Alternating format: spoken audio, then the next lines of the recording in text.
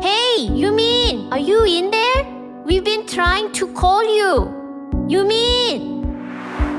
College is becoming really stressful.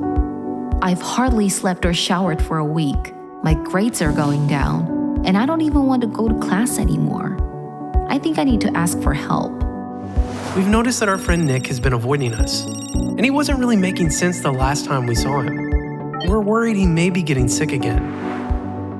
My husband, Carl, has been doing well for months, but lately I've noticed that he hasn't been taking his medication. I'm concerned.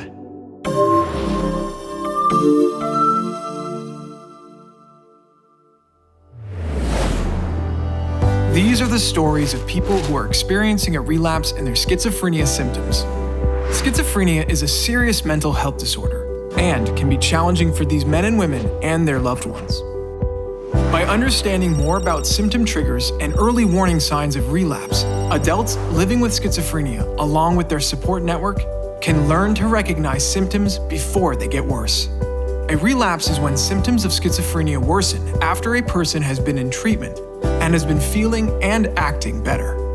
Like humans experience at college, feeling stressed or overwhelmed can trigger a relapse of schizophrenia symptoms.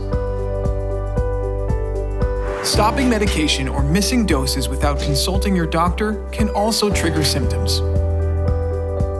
Now that you know about some triggers to be aware of, we'll discuss early warning signs to watch out for that may signal a relapse. These signs include difficulty sleeping, issues at work or school, being more disorganized, and neglecting personal hygiene. Relapse may also be signaled by emotional or social changes, such as avoiding people, nervousness, lack of emotion, or feeling afraid or angry without a clear reason. Also, be sure to look out for cognitive warning signs of relapse, such as nonsensical speech, trouble concentrating, hearing voices, and experiencing delusions.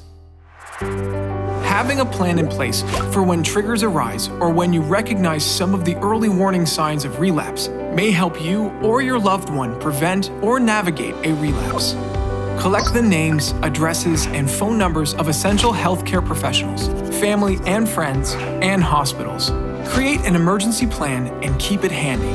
Discuss and review the emergency plan often with your loved ones. This may help cut back on stress if symptoms start to surface. A crisis will feel less scary if everyone involved knows what steps to take and whom to call for help. It is also very important to be consistent in taking all prescribed medications. Not taking a prescribed medications can trigger a relapse or return of symptoms. Maintaining a routine, eating a balanced diet, practicing relaxation techniques, and exercising as directed by a doctor can also be helpful in preventing relapse. Being aware of potential triggers, knowing the early warning signs of relapse, and having an emergency plan in place to help you or someone you care about access important support services.